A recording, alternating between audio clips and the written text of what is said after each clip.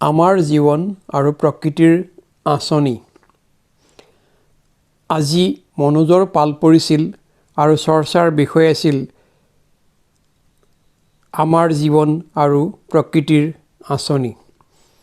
মনোজে ক'বলৈ আৰম্ভ কৰিলে, মোৰ দেউতা গায়ত্ৰী পৰিয়ালৰ সদস্য আৰু তেখেতে কয় যে তেখেতে গুৰুদেৱ পণ্ডিত শ্ৰীৰাম শৰ্মা আচাৰ্যৰ বহুতো প্ৰবচন শুনিছে আৰু এই প্ৰবচনসমূহৰ আধাৰত তেখেতে ইয়াকে জানিব পাৰিছে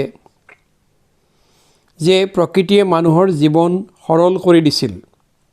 প্ৰকৃতিৰ আঁচনি আছিল যে মানুহে হাঁহি মাতি খেলি জীৱন যাপন কৰক আৰু তেওঁলোকৰ সময় আৰু শক্তি ৰাহি হওক আৰু তেওঁলোকে নিজৰ শক্তি আৰু সময় প্ৰকৃতি সৃষ্ট এই সংসাৰক সুন্দৰ কৰিবলৈ প্ৰকৃতিক সাহায্য কৰক। জীয়াই থাকিবলৈ সৰ্বাধিক প্ৰয়োজনীয় হ'ল অক্সিজেন আৰু প্ৰকৃতিয়ে আমাক এই অক্সিজেন বিনামূলীয়াকৈ দিছে। অক্সিজেনৰ পিছত দ্বিতীয় স্থানত আহে পানী। পানীও প্ৰকৃতিয়ে আমাক বিনামূলীয়াকৈ দিছে। তৃতীয় স্থান হ'ল খাদ্যৰ। খাদ্যৰ ক্ষেত্ৰত প্ৰকৃতিৰ কি যে সুন্দৰ ব্যৱস্থা। প্ৰকৃতিয়ে চালে মানুহক কোনখিনিত বিমূৰত পেলাব।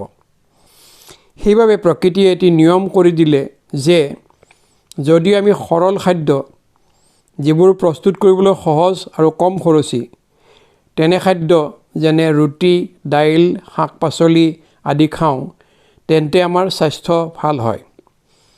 আৰু ইয়াৰ বিপৰীতে যদি আমি তেনেবোৰ খাদ্য যিবোৰ তৈয়াৰ কৰিবলৈ কঠিন আৰু খৰচী যেনে পিজ্জা, বাৰ্গাৰ, বিভিন্ন প্ৰকাৰৰ ব্যঞ্জন যদি আমি খাওঁ তেন্তে ইয়াৰ দ্বাৰা আমাৰ স্বাস্থ্যৰ হানি হয়।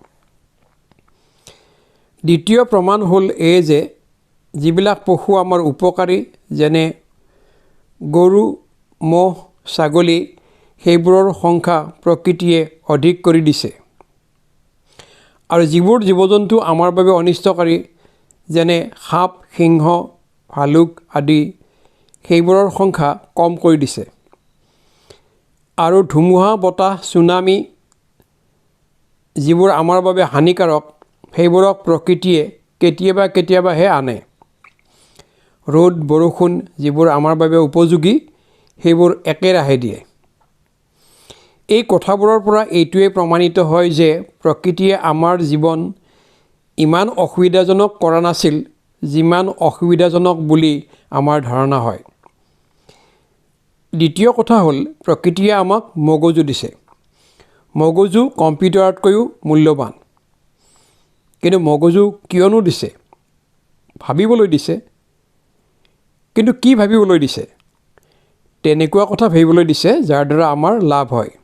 যেনে ইতিবাচক ভাৱ, দয়াৰ ভাৱ, প্ৰেমৰ ভাৱ, সহানুভূতিৰ ভাৱ, সন্তুষ্টিৰ ভাৱ, সাহসৰ ভাৱ, সফলতাৰ ভাৱ আদি।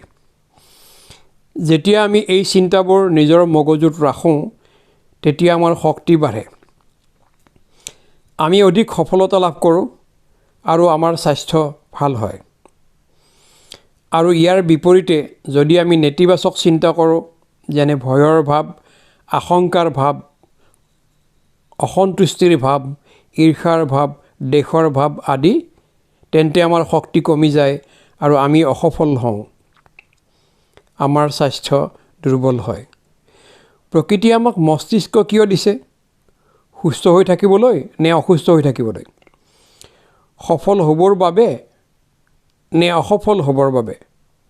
সুখ পাবলৈ নে দুখ পাবলৈ?